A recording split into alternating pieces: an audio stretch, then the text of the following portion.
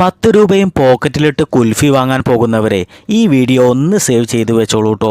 വെറും 2 ചക്കക്കുരു ഉണ്ടെങ്കിൽ നമുക്കൊരു അടിപൊളി ലോ ബഡ്ജറ്റ് കുൽഫി വീട്ടിൽ തന്നെ ഉണ്ടാക്കാം. ചക്കയിൽ നിന്നും 2 ചക്കക്കുരു എടുത്ത് അതിന്റെ തൊലി കളഞ്ഞോ അതൊരു പാത്രത്തിലേക്കിട്ട് അതിലേക്ക് കുറച്ച് വെള്ളം കൂടി ഒഴിച്ച് ശരിക്കൊന്ന് വേവിച്ചെടുത്തു. മിക്സിയുടെ വലിയ ജാറിലേക്ക് അതിട്ട് കളറിന് വേണ്ടി ഒരു കഷ്ണം ബീറ്റ്റൂട്ട്, പാൽപ്പൊടി, പഞ്ചസാര, വെള്ളം ഇവയെല്ലാം ചേർത്ത് ഒന്ന് കറക്കിയെടുത്തു. ഒന്നും നോക്കാനില്ല, ചെറിയ 2 ഗ്ലാസ് എടുത്ത് അത് അതിലേക്ക് ഒഴിച്ചോ.